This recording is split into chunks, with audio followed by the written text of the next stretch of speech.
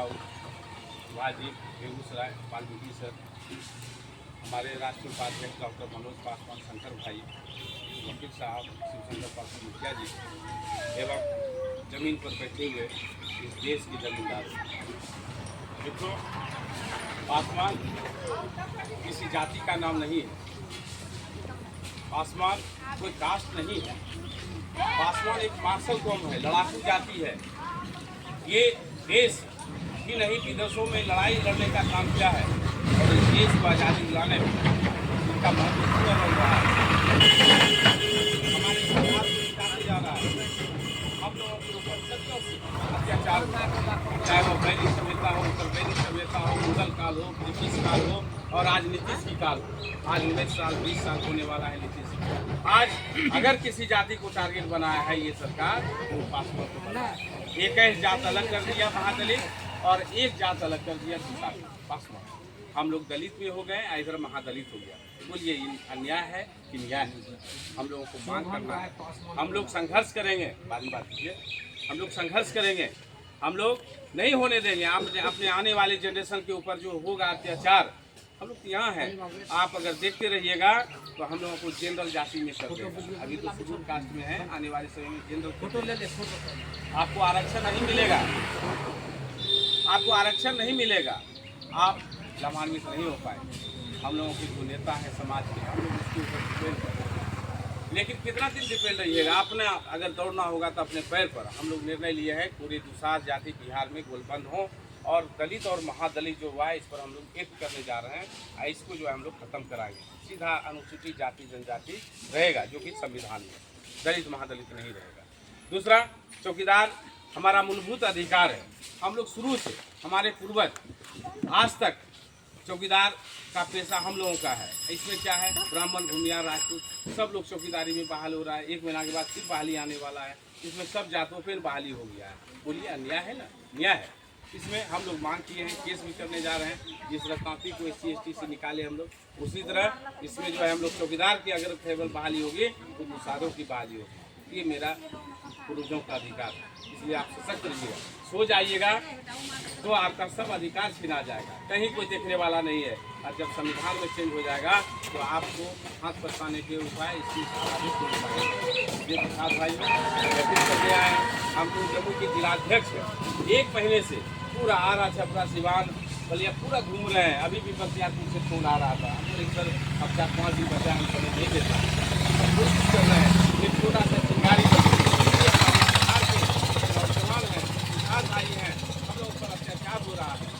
हम लोग मार्शल कौम हैं। अगर हम लोगों के अंदर बाबा चौहरबल का खून नहीं रहता, बाबा सलेश का नहीं रहता, बाबा चितामन का, राजा चितामन का नहीं रहता, बाबा बहोर का नहीं रहता, तो हम लोग आज संघर्षशील नहीं रहते। हम लोग टूटते जा रहे हैं, टूटते जा रहे हैं, टूट कर चकनाचूर हो रहा है। हम लोगों का कोई पेशा है क्या? सभी जातियों का सब पेशा है। बोलिए क्या करते हैं हम लोग? कोई पेशा नहीं है। अपने दम के बदौलत, अपने हिम्मत के बदौलत, अपने शरीर के बदौलत काम करते हैं और उसी के बदौलत आज कहीं भी थाना में जाइए 4 5 दरोगा मिलेगा। पूरे बिहार में देख लीजिए, भारत में देख लीजिए, जबकि उसमें हमको आरक्षण नहीं है। हम लोग मेहनत करने वाले लोग हैं, हम लोग मार्शल कौम हैं। हमारे जाति के लोग, किसी का इतिहास नहीं है जो आग पर चलता हो। सात जाति एक ऐसा जाति है जो कि खोलता हुआ खीर में हाथ देता है, आग में चलने का काम करता है। इसलिए अपने स्वाभिमान को जगाइए। हमारे समाज में हमारे डॉक्टर साहब बोले थे अत्याचार हो, क्यों अत्याचार होता है? क्यों हमारे ही साथ क्यों टारगेट बनाता है? आज अगर डॉक्टर साहब आप लोग कोई लड़ाकू बनिएगा, आगे बढ़िएगा तो आपकी हत्या कर दी जाती का आवाज़ उठा रहा है। तो हम लोगों को सुरक्षा की बहुत ज़रूरत है। आप कहीं भी रहें, सुरक्षित में रहें, एक दूसरे का संपर्क रखें। किसी भी भाई को कहीं भी दिक्कत हो, पूरे बिहार में पासवान का हम चाहते हैं एक ग्रुप बने, एक बार हम लोग जो है एकदम हाथ उठा दें ताकि सरकार को हिला दें। ऐसा चट्टान लिखा दिखाना होगा। आप लोगों से अपील करता हूं साथियों कि 30 तारीख को सोमवार है, आप अधिक से अधिक संख्या में आएँ। और कृष्ण सिंह स्टेडियम में कोई नेता का भाषण नहीं हो रहा है, हम लोग जनसंवाद कर रहे हैं। पूरे पासवान हो जाते बैठ के गपशप करेंगे, बातचीत करेंगे हम लोग कि हम लोगों को कैसे काम करना है, कैसे हमारे जाति के लोग आगे। आज पूछेंगे कि खगड़िया में भाई कोई पासवान का बेटा कलेक्टर बना, क्या उत्तर दीजिएगा आप?